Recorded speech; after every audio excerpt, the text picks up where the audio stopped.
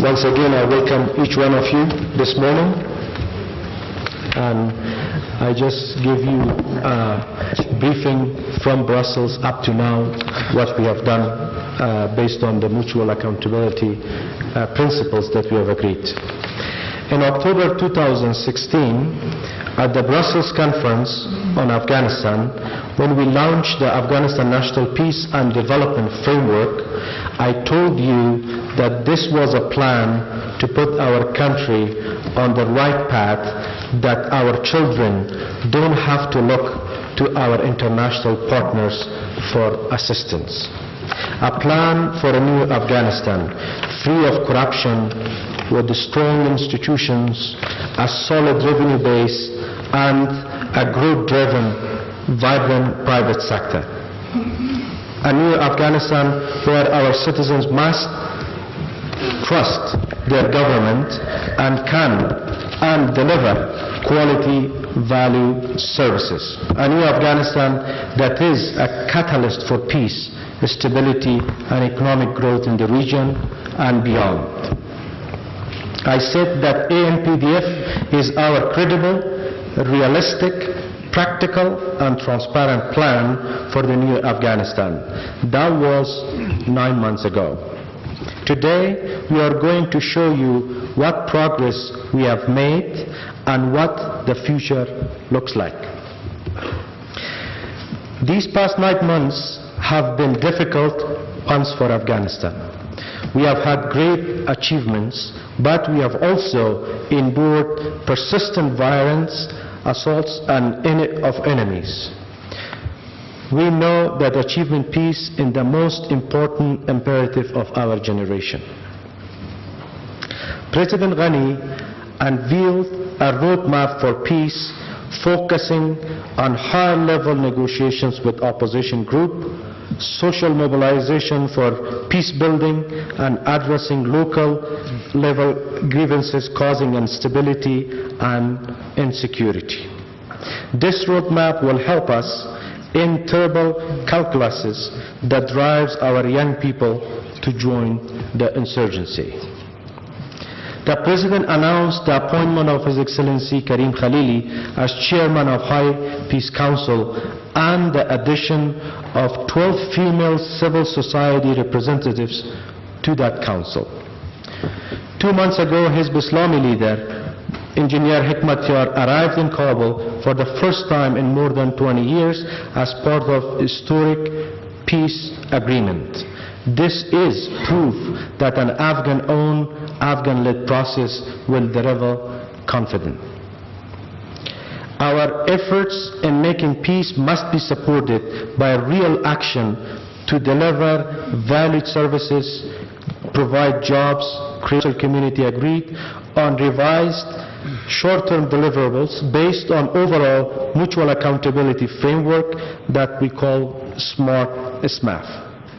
In the spirit of mutual accountability, we report to our partners about our progress on our SMAF commitments, and we look forward to hearing from our partners on progress being made in their side. In our package today that we have provided you, you have a document that provides a detailed status report. As you can see, most deliverables are in the progress, a number of either completely or partially achieved. Holding free and fair elections is one of our top priorities. In fact, this is the first of the 27 SMAF commitments. The Independent Election Commissions has set July 7, 2018 as the date for the next parliamentary and district elections. We are committed to ensuring that full participation of women in our nation's future. There are more women in senior government positions today than at any other time in Afghanistan's history, and thousands of Afghan women now proudly serve in our armed forces, risking their lives every day alongside their male counterparts to protect our citizens and our nation. On the 8th of March, President Ghani launched the Women's Economic Empowerment NPP, where we will invest as much as $250 million US over the course of 15 years. The Supreme Court is establishing special tribunals for tackling violence against women in 15 provinces. Special women prosecutors are working in 24 of 34 provincial violence against women prosecution units. The ANPDF is our plan to grow the economy and create jobs. The Ministry of Finance is working with the National Planning and Budget Formulation Councils to make sure that our policies drive the budget. For the first time, Afghanistan has a fiscal strategy paper to give a strategic direction to our budget. We are setting up a project investment management unit that will screen projects before including them in the national budget. The Afghanistan Financial Management Information System is helping us detect corruption. These and other economic reforms spearheaded by the Ministry of Finance are working. The IMF is predicting positive growth of 3% for 2017 and 3.5% for 2018. Here is a bit of news that we are all very excited about.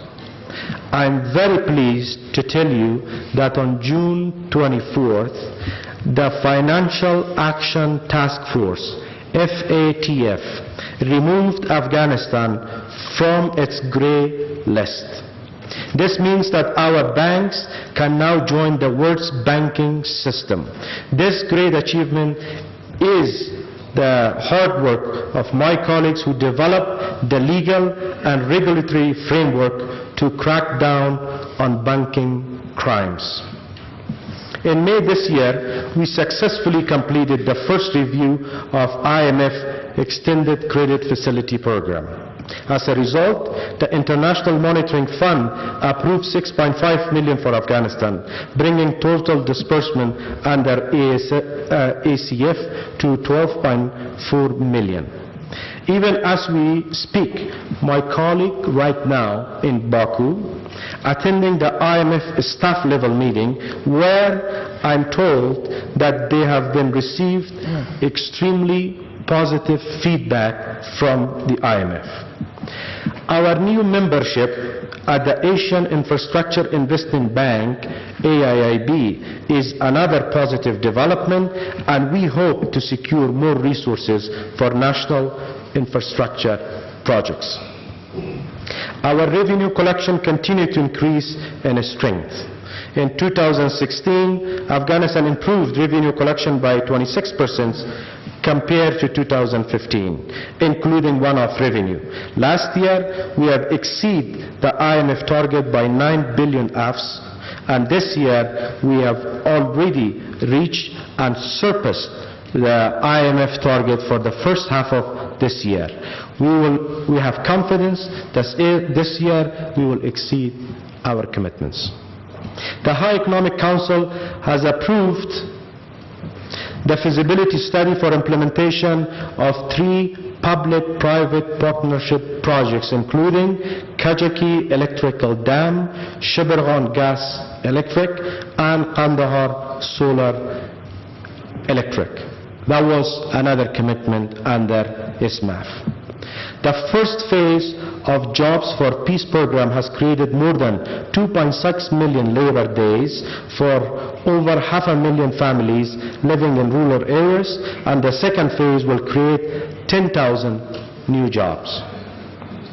The contract for Lepaz-Lazuli corridor, which will connect Afghanistan to Turkmenistan, Azerbaijan, Georgia, and on the Black Sea and Mediterranean, will soon be signed in Kabul. The Chabahar agreement has already been signed.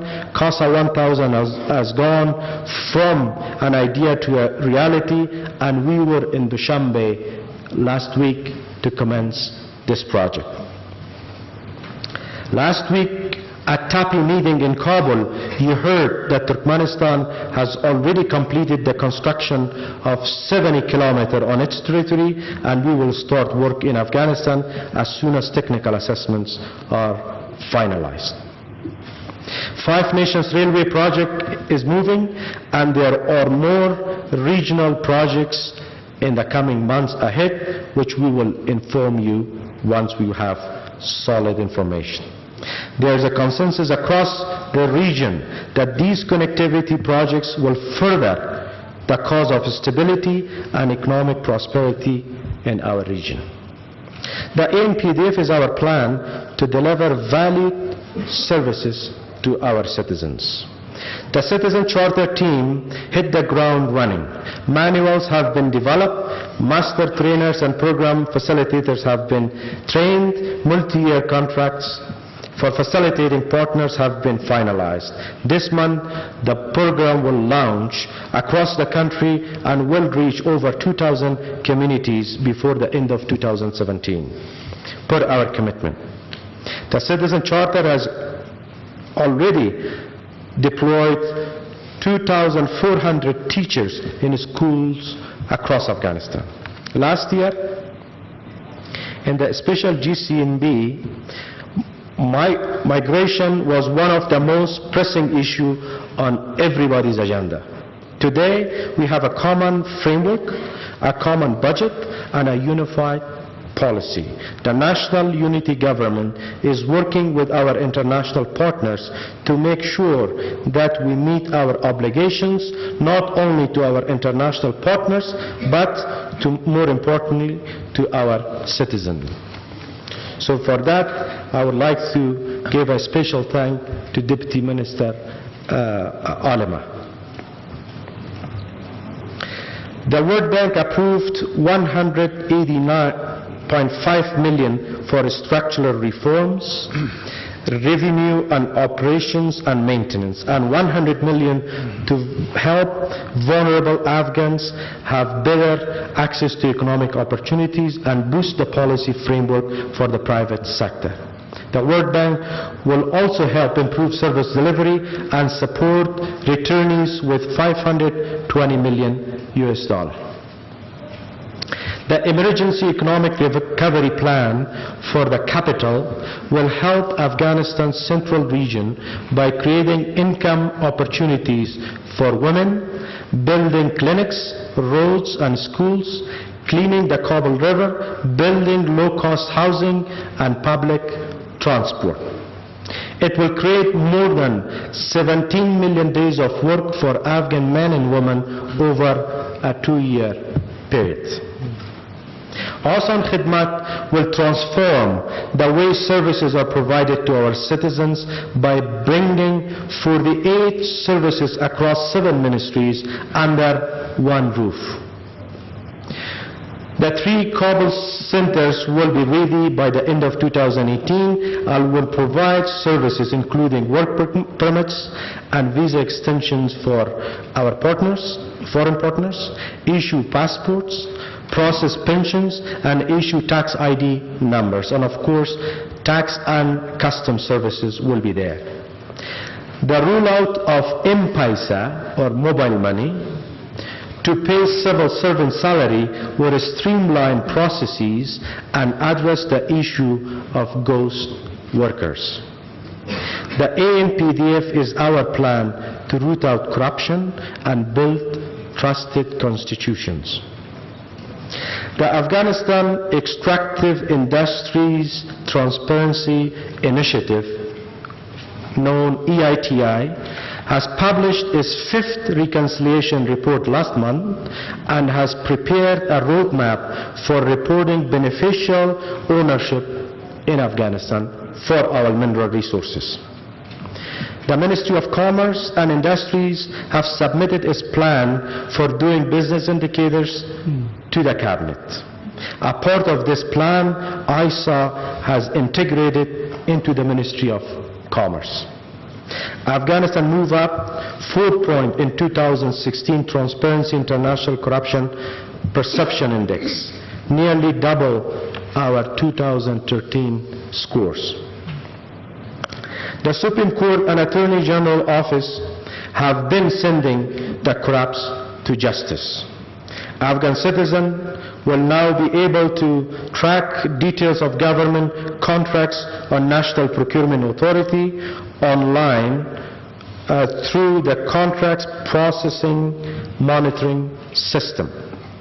To date, 27% of contracts have been published. For the first time, even land grabbing is a criminal offense. 15,831 land have been identified and 64,000 acres or illegally seized land have been reclaimed. The land management law, the land acquisition law, and penal code have been signed by the President based on our commitment. The Ministry of Commerce and Industry is reviewing the bankruptcy law and will soon send it to the Ministry of Justice for processing. The work of the councils are on track. They are meeting regularly and they have developed concept notes for their relevant NPPs.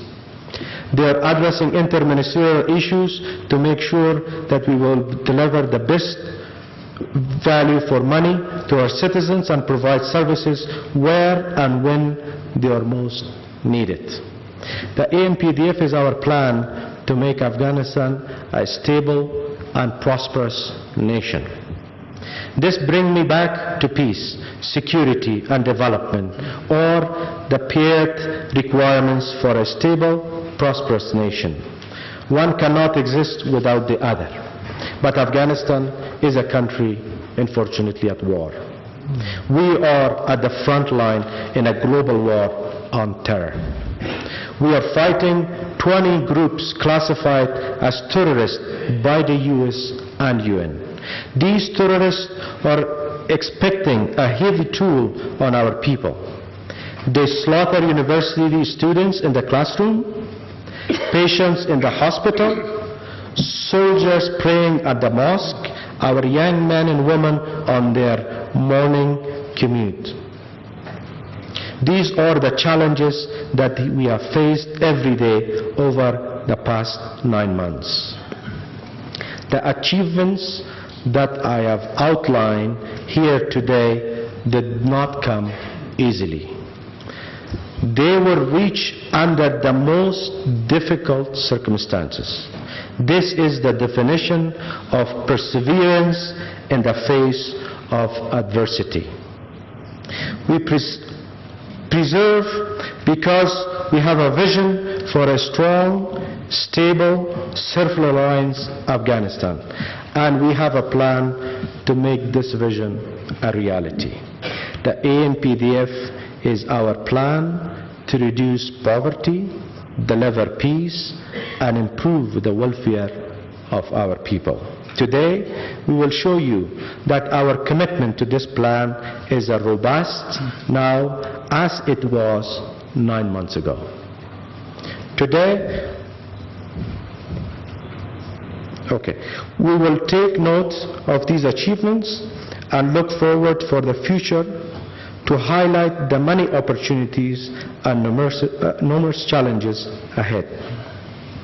So we look forward for a very constructive discussion today, and as Ambassador Yamamoto mentioned, we have made today's discussion very practical in a way that we engage everybody, and at the end, hopefully, we will have key messages not only to our international partner, but more importantly to our Afghan citizens. And I thank you all.